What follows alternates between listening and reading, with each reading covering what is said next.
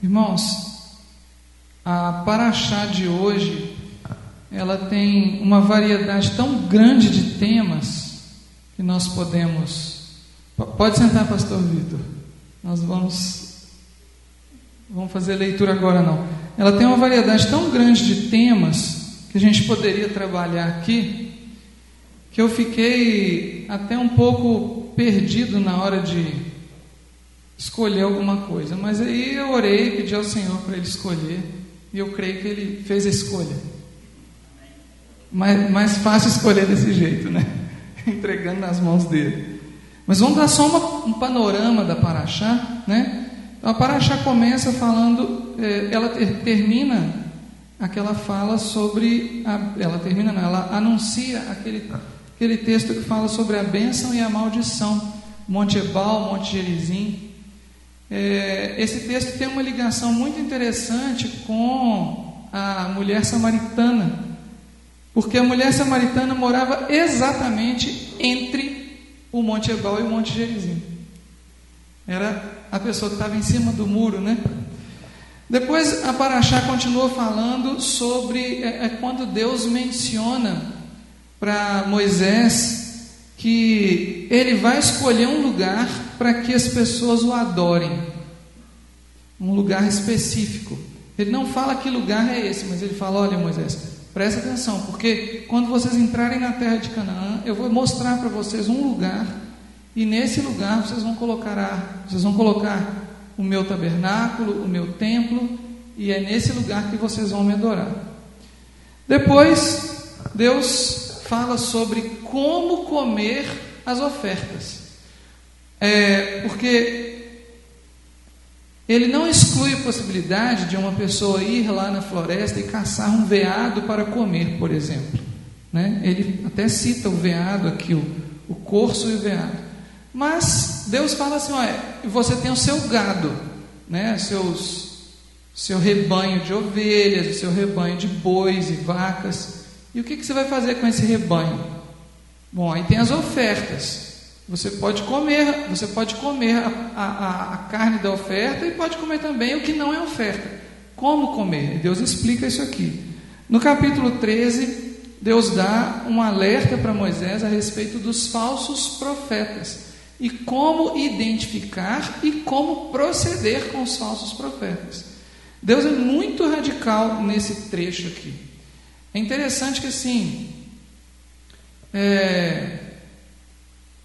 quando a gente pensa, né, em Deus radical, e as pessoas geralmente falam: viu, Ele é o Deus do Antigo Testamento, porque Ele era radical, mandava apedrejar as pessoas. Só que diz a história, assim, a história judaica diz que os únicos apedrejamentos que aconteceram na história dos judeus foram os que estão citados na Bíblia, para que fosse dado o exemplo. Aconteceu uma vez só, para nunca mais. Cortou-se o mal pela raiz. É o que Deus fala: assim eliminarás o mal do meio de ti. Ou seja, a primeira vez que aconteceu, fez lá o que tinha que fazer e acabou, nunca mais teve aquele problema, né? Depois, no capítulo 14, Deus fala para Moisés sobre mutilação do corpo.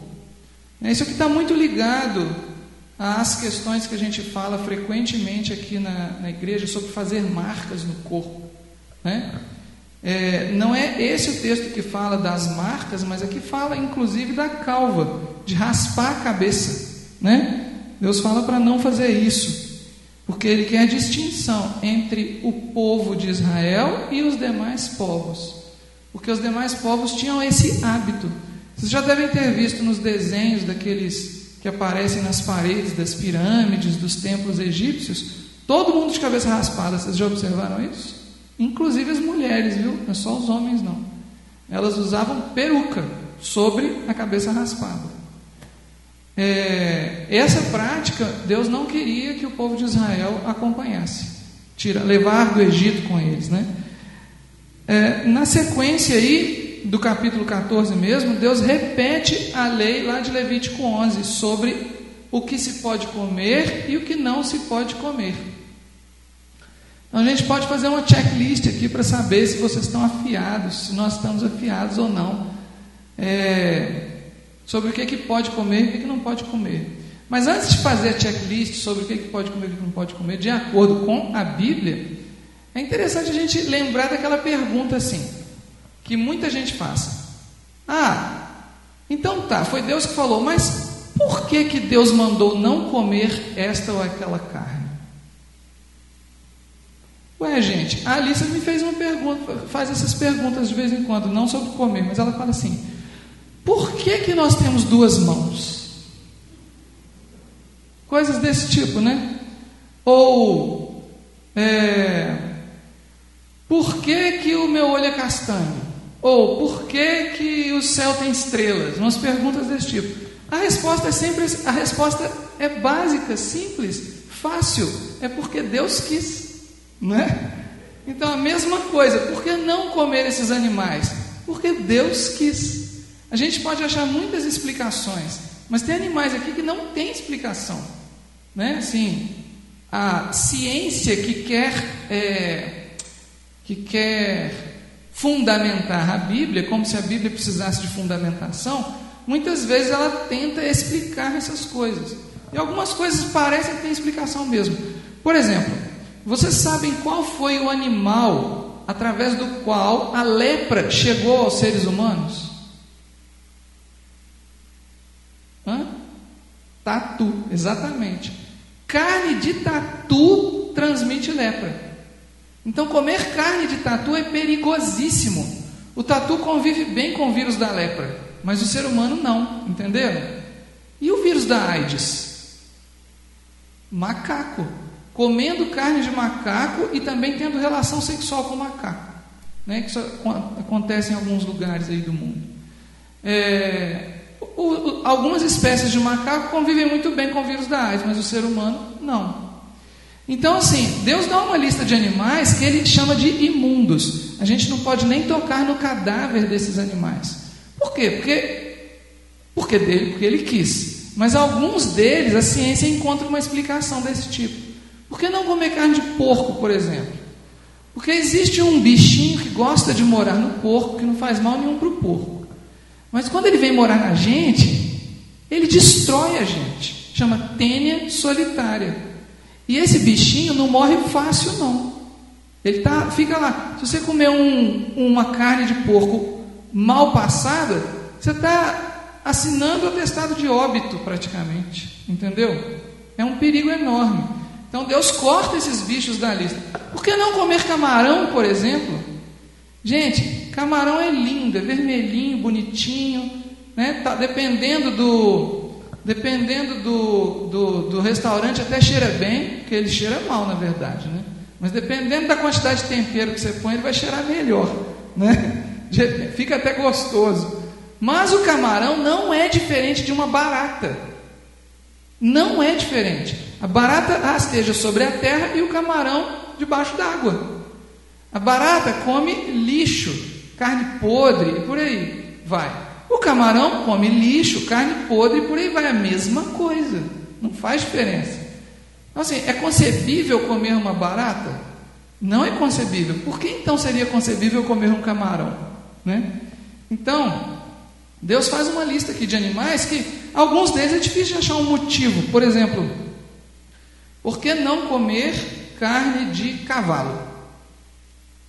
Ele não fala o motivo. E a ciência também ainda não encontrou motivo para não comer carne de cavalo. Tipo, a carne do cavalo é pior que a carne do boi. Por que ela é pior que a carne do boi? Eles comem a mesma coisa, né? É grama, do mesmo jeito. Então, aí Deus dá uma característica, né? O casco do animal que você vai comer tem que ser fendido, do cavalo não é fendido. Mas cientificamente não tem motivo, entendeu? O cavalo, teoricamente, a ciência não enxerga um mal que a carne de cavalo faria. Aí vem os historiadores e falam: não, mas é porque o cavalo era um animal muito importante para ajudar na logística, né, da sociedade. Então não podia comer o cavalo, você ia ficar sem a força de trabalho, né?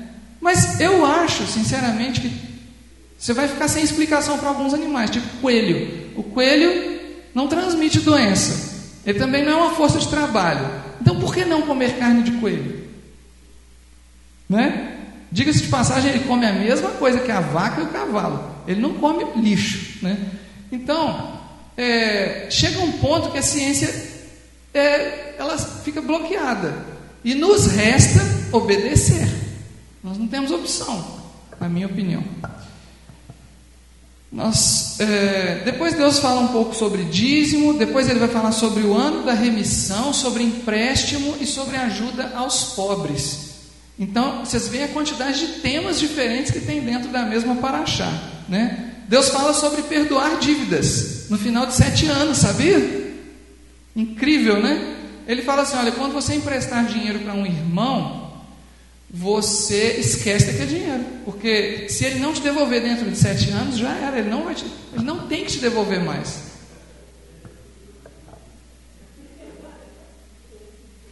E tem um detalhe, esses 7 anos não são assim, a partir do dia que você emprestou o dinheiro, não. Seria de um calendário mesmo. Então tem um calendário lá de toda a sociedade israelita, e toda a sociedade chega em determinada data, todo mundo tem que perdoar as dívidas.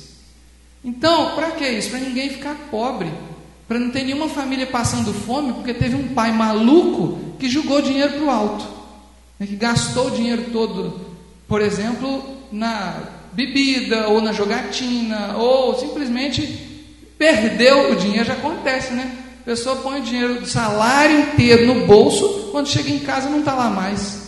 É um mês de fome, né, para a família inteira. Vocês já ouviram falar de algum caso assim, que a pessoa pôs o dinheiro no bolso, chegou em casa e não tinha mais dinheiro? Porque perdeu em algum lugar. Então, aí a pessoa pede um dinheiro emprestado e depois fica aquela bola de dívidas. Deus recomenda, né, ele ensina como organizar uma sociedade para evitar que as pessoas fiquem pobres dentro da sociedade, ou para diminuir a pobreza. Porque na verdade, no final das contas, Deus fala assim: pois nunca deixará de haver pobres na terra, né? Então ele também fala deliberalmente, o suficiente para a pessoa não passar necessidades. Ele fala isso aqui: não dá miséria, não dá esmola, não dá o tanto que a pessoa precisa para não passar necessidade. É radical, não é?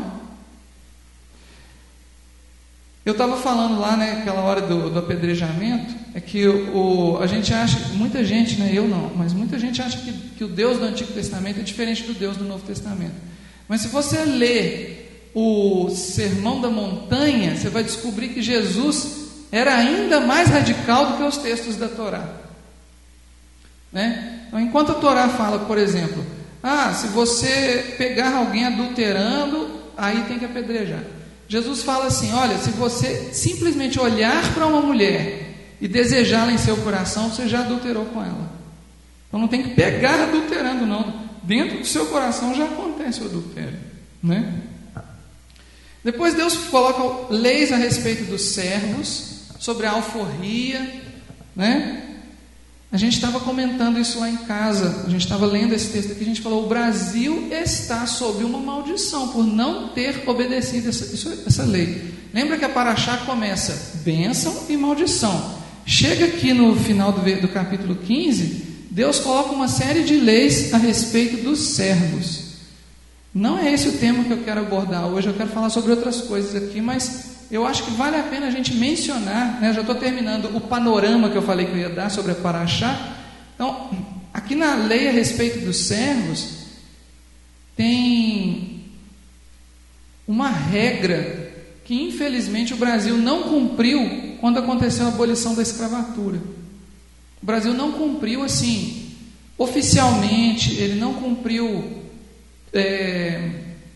amplamente. Somente alguns senhores de terras que cumpriram essas regras. A história brasileira notifica que teve alguns senhores de terras que cumpriram essa regra, talvez até sem saber, mas porque tinha um bom coração, porque a pessoa, né, se afeiçoou dos escravos, e na hora de abolir a escravatura, eles fizeram exatamente o que está aqui na Bíblia. Alguns, poucos. Olha que, vamos ler, eu acho que vale a pena a gente ler, porque a gente mora no Brasil. Capítulo 15, versículo 12. Olha só. Quando um de teus irmãos, hebreu ou hebreia, te for vendido, 6 anos servir-te-á, mas no 7º dia o despedirás forro. Não, no 7º dia não, no 7º ano, né? E quando de ti o despedires forro, não o deixarás ir vazio. Olha a regra aí. Liberalmente lhe fornecerás do teu rebanho, da tua eira, do teu lagar, daquilo com que o Senhor teu Deus te houver abençoado, lhe darás. Lembrar-te-ás de que foste servo na terra do Egito e de que o Senhor teu Deus te remiu, pelo que hoje isso te ordeno. No versículo 18: não te pareça aos olhos duro o despedi-lo forro. Forro é livre, né? Dá liberdade, alforria.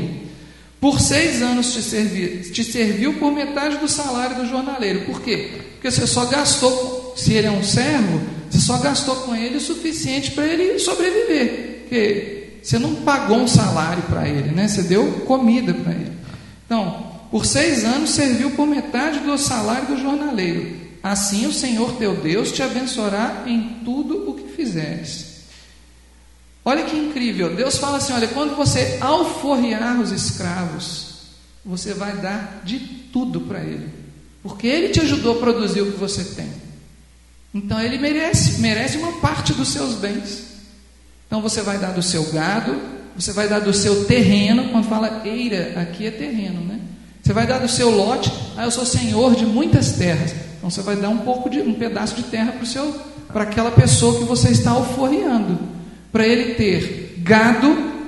Quando fala do lagar também, lagar aqui é o vinho armazenado, que vale dinheiro, né? Naquela época ainda vale dinheiro hoje. Você produziu vinho na sua vinícola, então você vai pegar esse produto e vai dar um tanto para essa pessoa que você está alforriando, para que ela tenha com que sobreviver daqui para frente e produzir, ter uma vida normal, né?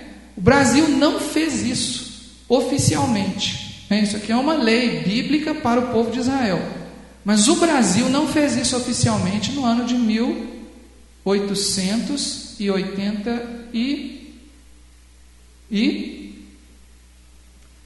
desculpa aí, gente, não vou ler, acho que é 1888, não é isso? 1888. Ele não fez isso em 1888. A consequência disso foi uma sociedade toda desequilibrada economicamente, onde a gente tem pessoas muito ricas e pessoas muito pobres, porque a nossa sociedade não foi preparada para se construir ao longo dos últimos 100 anos, ou 130 anos, exatamente 130 anos. 2018, né? Exatamente 130 anos. Então, infelizmente, assim, como essa paraxá começa falando da bênção e da maldição, fala: se cumprires o que eu te ordeno, será abençoado. Se não cumprires o que eu te ordeno, serás amaldiçoado. Como essa paraxá começa falando da bênção e da maldição, eu imagino que o Brasil está sob uma maldição, né? E como crentes em Yeshua, como servos de Deus, nós temos o dever de orar pela quebra dessa maldição, né? O capítulo 16 é onde termina a paraxá, termina no versículo 17. Ele fala sobre as 3 principais festas do calendário bíblico. Eu acho engraçado que o editor aqui da Bíblia, em algumas Bíblias aí também já deve ter a mesma coisa, está escrito assim: as 3 festas dos judeus. Está escrito isso na Bíblia de alguém aí? Levanta o braço aí.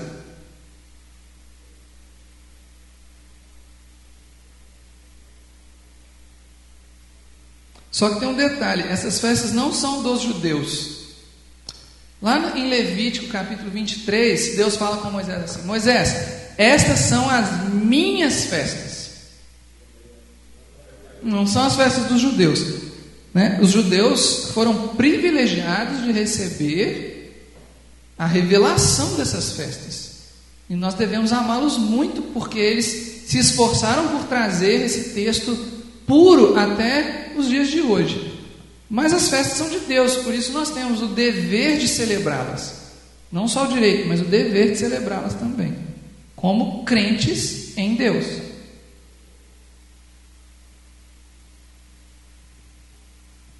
E as 3 principais festas que ele menciona são a festa de Pêssar, ou Páscoa, a festa de Shavuot, ou Pentecoste, e a festa de Sukkot, ou Tabernáculos, que está se aproximando, diga-se de passagem, né? A festa dos tabernáculos, ela está chegando aí, então daqui a pouco nós vamos celebrá-la aqui na igreja. Mas, então, vamos nos concentrar agora num tema que está lá no começo da Paraxá. Capítulo 12, é um capítulo que me pareceu especialmente relevante, porque toda sexta-feira aqui na igreja nós oramos por Jerusalém. Toda sexta-feira aqui na igreja nós cantamos Baruch Rabá Beshem Adonai, bendito aquele que vem em nome do Senhor. Nós pregamos aqui na igreja que nós devemos amar o povo de Israel, nós devemos orar pela paz de Jerusalém. E esta é uma paraxá que nos liga a esse dever de amar e orar por Israel e por Jerusalém. Se nós olharmos então no capítulo 12, nós vamos ver aqui, eu não vou ler o capítulo todo com os irmãos, mas eu vou ler alguns versículos apenas. Deus está falando aqui no capítulo 12 sobre o lugar que ele vai escolher, né? Lembra que eles estavam lá no deserto, tinham saído do Egito, estavam no deserto, e ele está falando para Moisés: olha, Moisés, eu vou escolher, quando vocês atravessarem o Rio Jordão, entrarem na terra de Canaã, eu vou escolher um lugar para vocês construírem um altar para mim. Porque no deserto o que eles tinham era um tabernáculo, né? Era uma tenda. Tinha um altar lá dentro, mas era um altar móvel. Tinha era tudo mobília, né? Não tinha a alvenaria. Quer dizer, o templo mesmo acabou nem sendo de alvenaria, não. A palavra alvenaria não foi muito adequada, mas assim, não tinha um imóvel, tudo era móvel, inclusive a tenda. Então Deus falou para Moisés: quando chegar lá eu vou achar um lugar fixo, é naquele lugar que vocês vão colocar o meu tesouro, e é nesse lugar onde as orações serão ouvidas. Só que Deus não fala que lugar é esse. Em momento algum, de Gênesis até Deuteronômio, Deus fala o nome do lugar onde aconteceria o lugar que seria escolhido, né? Gênesis não era para falar mesmo, porque em Gênesis Moisés está contando uma história anterior a ele, né? Depois em Êxodo e nos próximos livros até Deuteronômio, Deus fala com Moisés diretamente, e nessa fala com Moisés diretamente, Deus não menciona o lugar exato que ele vai querer colocar o templo. Bom, mas Deus diz o seguinte, vamos ler o versículo 11 aí, capítulo 12, versículo 11. Deus diz assim: então haverá um lugar que escolherá o Senhor vosso Deus para ali fazer habitar o seu nome. A esse lugar fareis chegar tudo o que vos ordeno: os vossos holocaustos e os vossos sacrifícios e os vossos dízimos e a oferta das vossas mãos e toda a escolha dos vossos votos feitos ao Senhor. No versículo 13 diz: guarda-te que não ofereças os teus holocaustos em todo lugar que vires, mas no lugar que o Senhor escolher, numa das tuas tribos, ali oferecerás os teus holocaustos e ali farás tudo o que te ordeno. Então olha só que interessante. Por que Deus está falando isso aqui? Nos outros povos era muito comum cada um fazer um altar no seu quintal. Tipo a gente vê hoje: eu sou devoto do fulano de tal, porque fulano de tal foi muito bom para mim. Aí você vai lá na sua casa e põe um altarzinho lá na sua casa. Todo mundo fazia isso na época de Moisés. Cada um tinha um no seu quintal, para o Deus que queria. A própria pessoa fazia estátua, a própria pessoa beijava a estátua depois. Era desse jeito, né? Então, Deus falou assim, olha, nós vamos abolir esse negócio de cada um ter um altar onde quiser, e nós vamos ter um altar só. Esse altar vai ser controlado. Eu quero as coisas sob controle. Eu não quero ninguém chegando aqui pondo uma estátua em cima do altar e beijando a estátua. Entendeu? Então nós vamos fazer o seguinte, nós vamos pôr um altar num lugar e eu vou responsabilizar uma família para tomar conta desse lugar. É a família de Levi, certo? Então a família de Levi vai ser a responsável, vai ser o fiscal.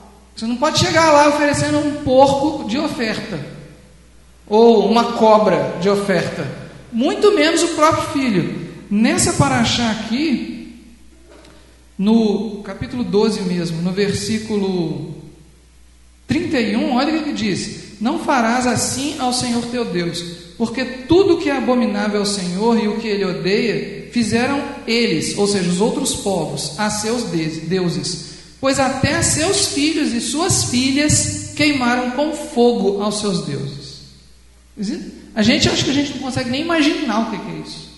Você pegar um neném e pôr num altar e pôr fogo. Consegue imaginar? Eu não consigo visualizar uma coisa dessas. Por incrível que pareça, esse tipo de coisa ainda existe no Brasil. Porque em lugares onde tribos indígenas, nações indígenas, são muito afastadas das cidades, ainda prevalecem costumes muito antigos. E como a lei federal brasileira não se aplica aos índios, eles podem fazer o que a lei tradicional deles diz que é para fazer. Então, se a lei tradicional disser que oferecer uma criança à lua é bom para nascer abacate, então eles podem fazer. Oferecer, que eu digo, é degolar, entendeu? Coisas desse tipo. Eu conheci um missionário que trabalha na Amazônia, e ele mencionou que eles que a missão principal deles foi eliminar a morte de gêmeos. Porque toda vez que nascia gêmeo naquelas tribos, eles pegavam um e enterravam vivo.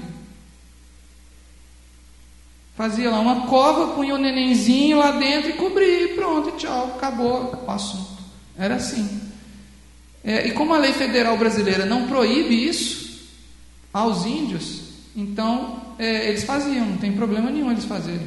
Aí esses missionários, eles estavam tentando, antes de evangelizar, eles estavam tentando conscientizar, sabe? Uma coisa assim. Eles tiveram que ensinar um tanto de coisas assim, muito básicas de sociedade para que acabasse esse tipo de coisa, né? Quando a Bíblia fala aqui de mutilação também, que eu tinha mencionado, existem nações, né, assim, que são muito afastadas de cidades. Isso eu tenho notícia que na Indonésia tem isso e na África tem isso também, onde é comum mutilar os órgãos sexuais, por exemplo, da criança, por causa de algum sacerdócio que aquela criança foi indicada para ter. Vai lá e mutila, né? Deus proíbe esse tipo de coisa, mutilação. Bom, então Deus fala: eu vou escolher um lugar e ali vai ser aquele lugar, não quero outro lugar. Só que Ele não fala que lugar é esse. E quando que a Bíblia fala que lugar é esse? Bom, para a gente encontrar essa resposta, a gente tem que dar uma olhadinha lá no segundo livro das Crônicas, capítulos 6 e 7. Vamos dar uma olhadinha lá, todo mundo?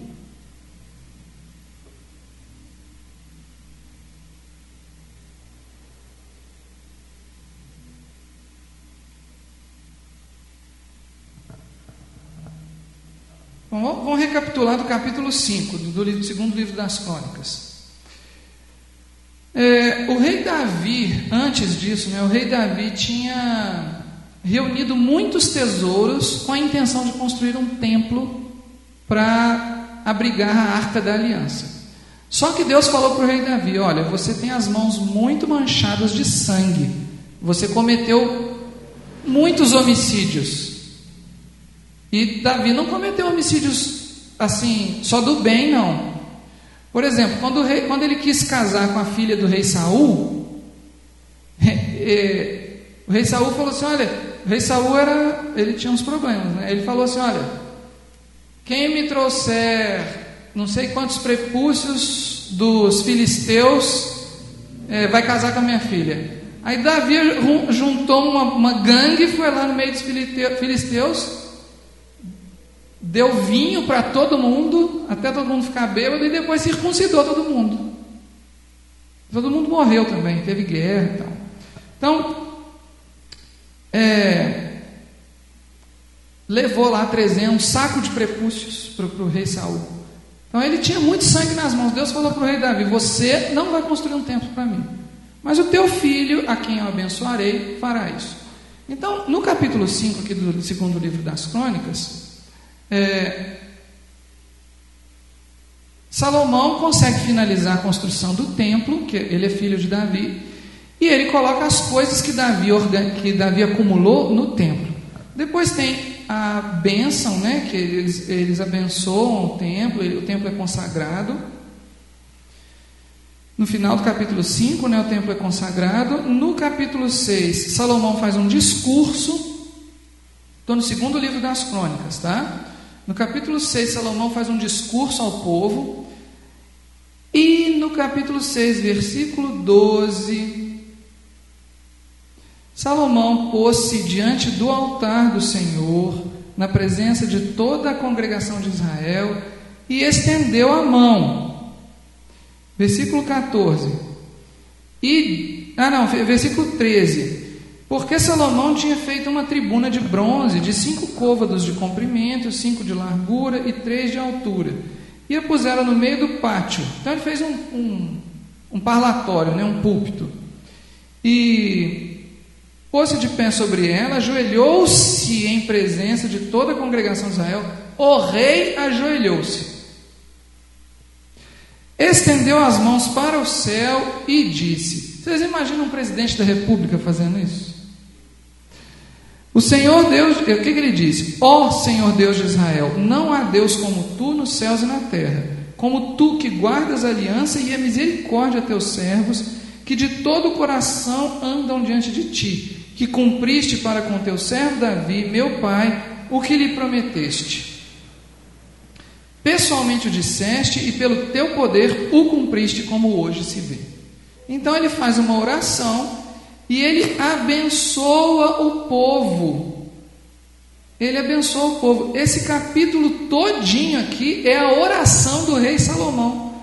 E nessa oração ele abençoa o povo. Vocês imaginam um presidente da república orando pelo povo e abençoando o povo, de joelhos, diante de toda a congregação? Aí é chover bênção, não é? Aí essas maldições aí que a gente acumulou ao longo da história, eu acho que Deus ia anular todas elas de uma vez só. Agora olha o que acontece. Depois dessa oração longa do rei Davi, né, no capítulo 7 eles terminam a solenidade de consagração do templo. E no versículo 12, olha o que acontece. Capítulo 7, versículo 12. De noite apareceu o Senhor a Salomão e lhe disse: ouvi a tua oração e escolhi para mim este lugar para a casa do sacrifício. Olha só o que aconteceu. Salomão construiu o templo, mas não havia garantias de que aquele lugar seria o lugar escolhido por Deus, não. Porque até então, em lugar nenhum da Bíblia tinha sido falado: eu escolhi este lugar para a casa do sacrifício. Lembra lá em Deuteronômio, capítulo 12, que Deus falou para Moisés: eu vou escolher um lugar para a casa do sacrifício, e é só lá. Até aqui, olha quantas páginas se passaram. Não é só página não, passaram-se séculos, não é páginas. Até esse momento, Deus ainda não tinha anunciado que lugar seria esse. E aí aqui ele anuncia: aqui eu escolhi para mim como lugar da casa do sacrifício. E no versículo 15, olha o que diz: estarão abertos os meus olhos e atentos os meus ouvidos à oração que se fizer neste lugar, porque eu escolhi e santifiquei esta casa para que nela esteja o meu nome perpetuamente. Nela estarão fixos os meus olhos e o meu coração todos os dias. É por isso que a gente fala que Jerusalém é o relógio de Deus. Quando o pastor Alair mencionou isso aqui hoje, eu lembrei que eu ia falar sobre isso. Deus está continuamente, Ele disse isso, continuamente com os olhos e o coração em Jerusalém. Percebem? Como Jerusalém é importante para nós, né? Se nós somos servos de Deus, se nós somos co-herdeiros de Cristo, nós também somos co-herdeiros de Jerusalém, né? De certo modo. Então, Jerusalém é muito importante para nós. Na verdade, Jerusalém é a nossa capital. Ela é a capital do reino de Deus, né?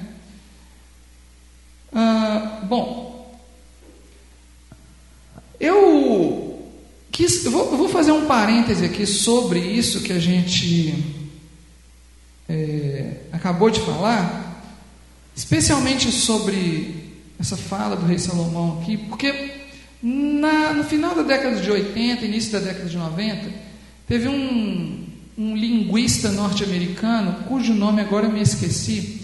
Ele publicou uma obra científica da área de linguística, estudando a Torá.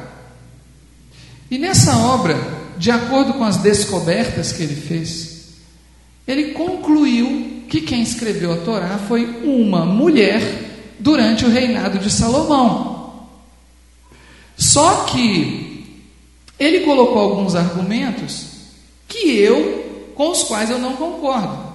E eu quero então apresentar os meus contra-argumentos aqui hoje, a tese dele, né? Eu não sou linguista, não sou um paleógrafo, ou seja, não estudo textos antigos, caligrafia, não estudo essas coisas.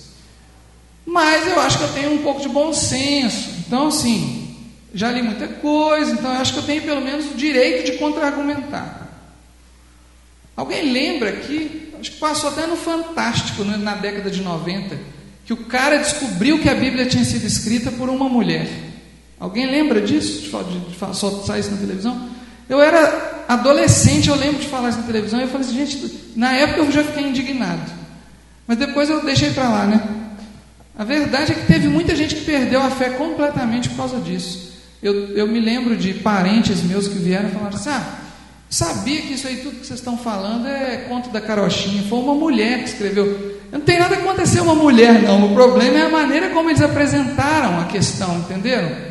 Podia ser uma mulher ou um homem, isso tanto faz. A questão é que eles disseram, eles deslegitimaram, porque a Torá, pelo que nos consta como crentes, ela foi escrita antes de Salomão nascer, né? Foi escrita lá no deserto, nos 40 anos de deserto, né? Pode até ter sofrido alguma edição depois. O que ele argumentou? O primeiro argumento dele, assim, quer dizer, ele teve muitos argumentos, tá? Eu só vou falar de 2 argumentos dele aqui e vou colocar 2 contra-argumentos. Ele disse que a Torá foi editada para fortalecer a identidade do reino de Salomão, porque ele disse que o hebraico da Torá é parecido com o hebraico da época do rei Salomão, e que na época de Moisés, se é que Moisés existiu, conforme a fala dele, né? Na época de Moisés, se é que Moisés existiu, o povo hebreu ao menos sabia ler e escrever.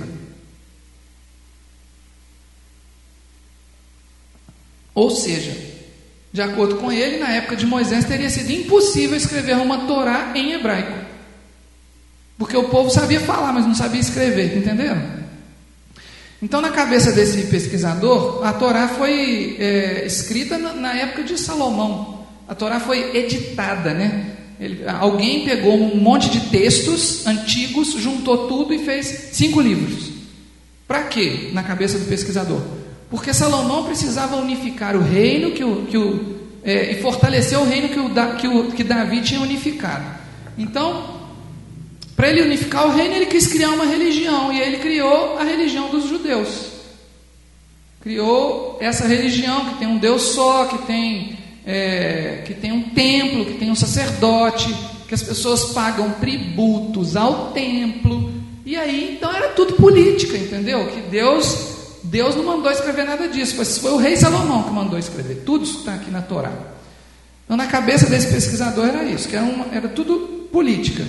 Que a ideia era, porque cada um ali naquele povo tinha uma religião diferente, cantava uma música diferente, falava de assuntos diferentes. Então nós vamos dar um livro só para todo mundo e falar que todo mundo tem que obedecer esse livro aqui, entendeu? Essa que é a ideia desse pesquisador. Aí a gente fortalece o reino de Salomão. Na verdade, houve ao longo da história imperadores que fizeram coisas desse tipo.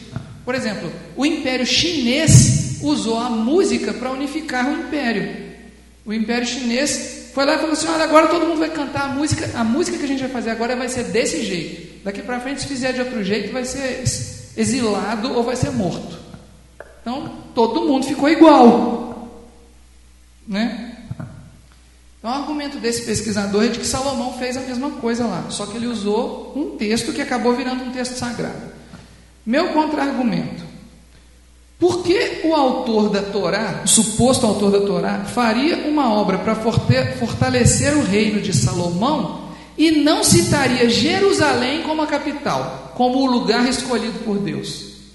Pensa bem, se a Torá foi escrita para ser um texto de fortalecimento da identidade nacional, por que esse texto, quando Deus fala assim: eu vou escolher um lugar para ser o lugar santo, o meu lugar o lugar de adoração para mim, por que quando Deus falou isso, Deus não falou logo que ia ser Jerusalém? Aí alguém pode falar assim: mas Jerusalém não existia ainda. A cidade que existia lá era Jebus, onde foi fundada Jerusalém, era uma outra cidade, Jebus. Mas Deus podia ter falado assim: olha, lá naquele lugar onde está hoje a cidade de Jebus, eu vou escolher porque eu quero que ponha um templo lá. Deus podia ter falado isso na Torá, né? Se esse argumento fosse minimamente válido, o argumento lá do pesquisador, no mínimo, a pessoa que estava editando o texto lá da Torá tinha que ter citado essa cidade de Jebus, que era a cidade que existia no lugar de Jerusalém, quando Davi tomou a cidade de Jerusalém. Foi Davi que mudou o nome da cidade para Jerusalém, né? No mínimo tinha que ter citado. Esse é um argumento, na minha opinião, tão simples, tão fácil de entender, que não dá para negar, sabe assim. O outro argumento dele, ele fala assim: então é porque o texto da Torá pretende parecer anterior à tomada de Jerusalém. Daí deveria parecer que o autor desconhecia a existência da cidade de Jebus ou de Jerusalém, como se o autor da Torá nunca tivesse ouvido falar de Jebus ou de Jerusalém, né? Mas olha só, na Torá, a cidade de Jebus é mencionada. Ela aparece na cidade de Jebus com um nome anterior ainda. Porque no mundo antigo, aliás, no mundo atual também acontece isso. Tem uma cidade, aí vem um personagem ilustre daquela cidade e morre. Aí as pessoas mudam o nome da cidade para o nome daquele personagem ilustre. Exemplo, Santos Dumont. Certo? E tem um monte de exemplos assim, né? Tiradentes. O nome da cidade era São José del Rei. Mudou o nome para Tiradentes, né? Então, isso acontecia no mundo antigo.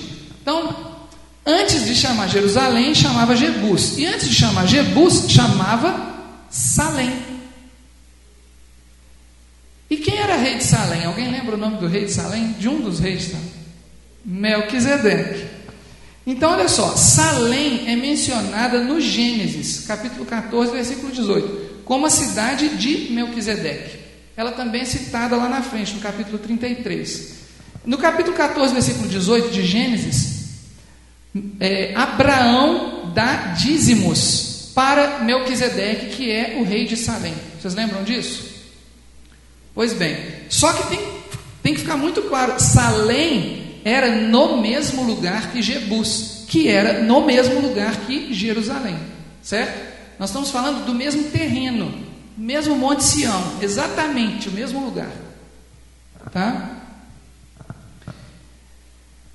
Salém, no livro de Salmos, é associada a Jerusalém. Fica muito claro que Salém e Jerusalém é a mesma coisa.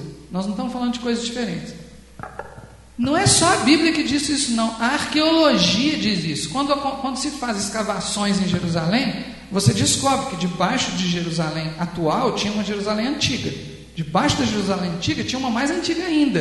E debaixo daquela Jerusalém antiga tinha Jebus. E debaixo de Jebus tinha Salém. Entenderam? Os arqueólogos furam um buraco de 20 metros e vão descobrindo as camadas. Em cada camada é uma época da história.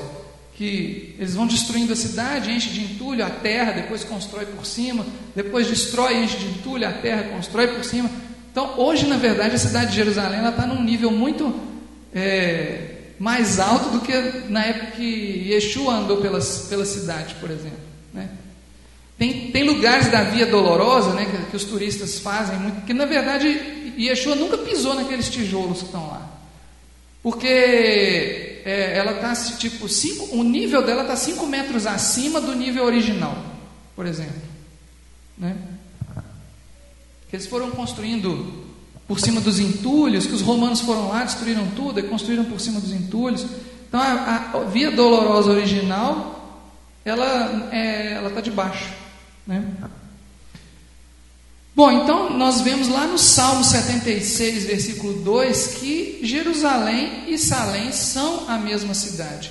Então não tem por que dizer que o autor, a intenção do editor lá, que editou o texto para Salomão, a intenção dele era parecer que a Torá, que o autor da Torá desconhecia, na verdade, a cidade de Jerusalém. Bobeira, bobagem isso, porque na verdade o autor da Torá, o suposto falso autor da Torá, ele conhecia muito bem Jerusalém, conhecia muito bem porque ele sabia que Salém era aquele lugar lá, onde aconteceram coisas. Então Salém é citada lá, né? Muito bem. Bom, então, o enredo da Torá não justifica de forma alguma a omissão de Salém como a cidade escolhida, se a intenção da redação fosse meramente política. Por que Deus não chegou lá em Deuteronômio capítulo 12 e falou para Moisés assim: ó Moisés, tem uma cidade lá na terra de Canaã que chama Salém. Aliás, na época de Moisés já não chamava Salém mais, chamava Jebus. Não, Deus podia ter falado para Moisés, Deus não estava dando revelações?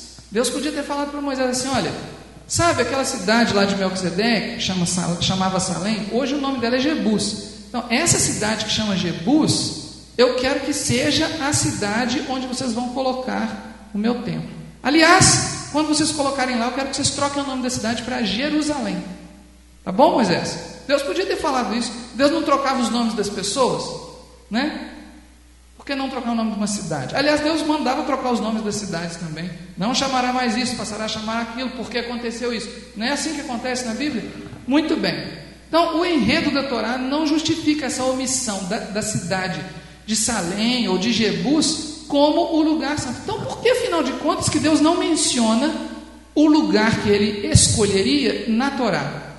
Porque a Torá foi escrita muito antes de Deus escolher o lugar. Simplesmente. Não tem por que dizer outra coisa, né? Então, quando chega lá em segundo livro das Crônicas, capítulo 7, e Deus escolhe o lugar, ele escolhe por um motivo muito especial, gente.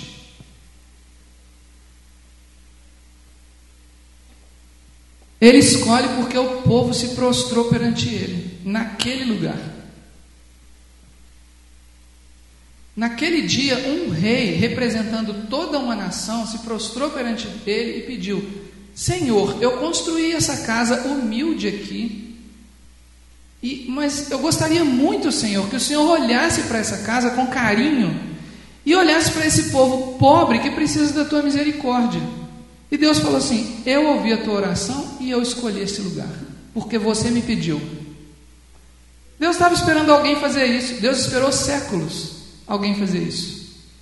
Foi a primeira vez na história que alguém fez isso, né? Por isso que eu digo, imagine se um presidente da república fizesse a mesma coisa, né? Engraçado, nós estamos em ano de campanha presidencial. Eu não estou falando nada de campanha presidencial aqui não, tá bom? Eu só estou imaginando coisas. Sério mesmo, não estou fazendo campanha nenhuma não.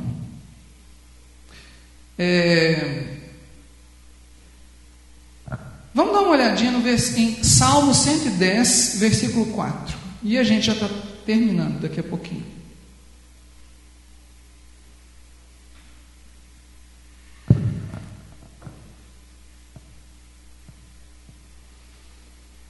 Diz assim: o Senhor jurou e não se arrependerá. Tu és sacerdote para sempre, segundo a ordem de Melquisedeque. Peraí, para quem que o Senhor está falando? O Senhor Deus fez um juramento, e Ele está fazendo um juramento para alguém. Quem é essa pessoa? De quem que é esse salmo mesmo? Porque aqui não está citando Yeshua, não está citando? Yeshua nem tinha nascido ainda. Não está citando Yeshua aqui não, tá certo? Vamos combinar que o nome de Jesus ou Yeshua não aparece nesse salmo. Mas vamos lá. Então o salmo é do rei Davi. O rei Davi escreveu, olha o versículo 1. Disse o Senhor ao meu Senhor. Quando fala o Senhor ao meu Senhor, o primeiro o Senhor que aparece aí é o nome de Deus, o tetragrama. Então disse Adonai ao meu Senhor, certo? É isso que ele está dizendo. Quem é senhor do rei? Quem pode ser senhor sobre o rei? Porque Davi era rei, né? Quem é que pode ser senhor sobre o rei? Não é uma pessoa comum. A tradição judaica nunca duvidou de que esse texto está falando sobre o Messias. Nunca. Apesar de não citar o nome do Messias, ninguém nunca discutiu, deixa eu pensar aqui, de quem será que está falando? Então, claro que é do Messias, porque para ser senhor sobre o rei, tem que ser muito poderoso, né? Um rei que foi instituído pelo próprio Deus, foi ungido por Deus, rei Davi, e tem alguém que é sobre ele, não é o Senhor Adonai, mas está sobre o rei Davi, só pode ser o Messias. Ninguém duvidou disso nunca. Isso é confirmado para nós lá no livro de Hebreus. Dá uma olhada no livro de Hebreus, capítulo 7.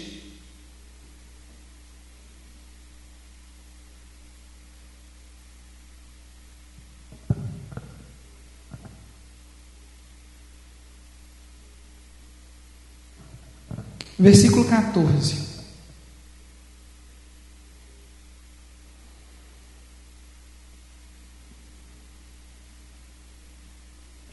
Então, diz assim: pois é evidente que nosso Senhor Jesus procedeu de Judá, tribo à qual Moisés nunca atribuiu sacerdotes. E isto é muito ainda mais evidente quando, à semelhança de Melquisedeque, se levanta outro sacerdote, constituído não conforme a lei do mandamento carnal, mas segundo o poder da vida indissolúvel, porquanto se testifica: tu és sacerdote para sempre, segundo a ordem de Melquisedeque. Bom, é claro que o autor do livro de Hebreus está se referindo a Jesus, né? Desde o início do livro. Eu não vou ler o livro inteiro, né, para mostrar para vocês que ele está falando de Jesus. Se você começar lá no início do livro, ele já vai falar de Jesus, desde o início. Bom, então ele diz que Jesus é um sacerdote segundo a ordem de Melquisedeque. Por quê? Quando Melquisedeque aparece lá no Gênesis, Melquisedeque não tem data de nascimento, não tem data de morte. Melquisedeque não tem momento nenhum que no Gênesis alguém fala assim: Melquisedeque nasceu e Melquisedeque morreu. Ou Melquisedeque morava em tal lugar. Só fala que ele era sacerdote de Salém. Aliás, fala que ele era rei de Salém. Quer dizer, ele era sacerdote e rei de Salém. E Melquisedeque, o nome dele, Melquisedeque, significa rei de justiça. Então, além de ser rei de paz, porque Salém se escreve em hebraico com as mesmas letras de Shalom, então, além dele ser rei de paz, que é o que está escrito aqui em Hebreus 7. Se vocês lerem o capítulo inteiro, vocês vão ver isso. Além de Melquisedeque ser rei de paz, ele era também rei de justiça, porque ele era rei de Salém e o nome dele era Melquisedeque. Certo? Tzedek é a mesma palavra que dá origem a tzedakah, que significa caridade, né? Hoje em dia, você vai dar uma esmola e no judaísmo você diz que você vai fazer uma tzedakah, vai fazer uma caridade, vai fazer justiça, né? Então, quando se diz que Yeshua era sacerdote segundo a ordem de Melquisedeque, é porque Melquisedeque, no texto bíblico, não tem começo nem fim de dias, assim como Yeshua também não tem começo nem fim de dias, né? Yeshua foi concebido antes da criação do mundo. Ele é o princípio e o fim, o alfa e o ômega. Então, Yeshua não é um sacerdote que nasce, tem um filho, aí morre, o filho dele assume o lugar, tem um filho, morre, o filho dele assume um lugar. Não é assim. Yeshua não precisa disso. Yeshua é completo, ele é perfeito, é pleno e suficiente. E tem um detalhe: se ele é sacerdote segundo a ordem de Melquisedeque, o sacerdócio dele se oficia na cidade de Melquisedeque. Se Melquisedeque estava vinculado à cidade de Salém, onde ele exercia o sacerdócio, Yeshua não vai exercer o sacerdócio em Roma, nem em Londres, nem em Nova York, nem em Tóquio, nem em Pequim, nem em qualquer outro lugar do mundo. Ele vai exercer o sacerdócio dele no mesmo lugar onde a ordem dele oficia. A ordem de Melquisedeque oficiava em Salém. Yeshua também oficiou em Salém. Oficiou ou sacrificou-se em Jerusalém, onde ele realizou o sacro ofício, certo? Sacro ofício, de onde vem a palavra sacrifício. Sacrifício é sacro ofício, onde ele realizou o sacro ofício dele, ou seja, se o sacerdote de Melquisedeque oficiava, sacro-oficiava, sacrificava em Jerusalém, Salém, Jesus também tinha que fazer isso em Jerusalém. Deus escolheu Jerusalém porque era a cidade de uma figura que se assemelhava a Cristo.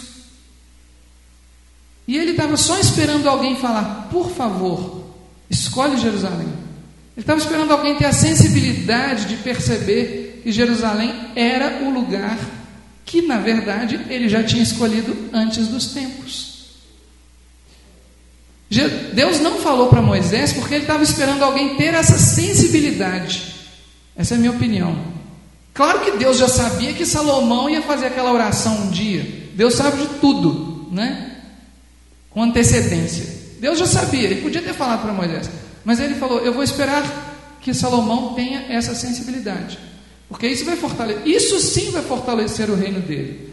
Salomão não precisava falsificar uma Torá para fortalecer o reino dele, não.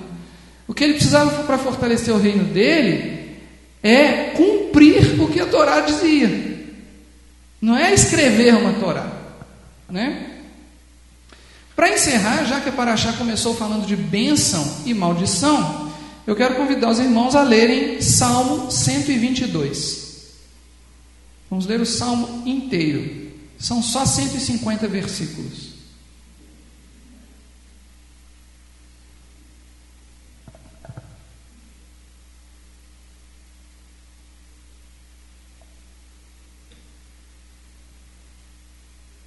Para quem me ouve, é óbvio que eu fui irônico, né?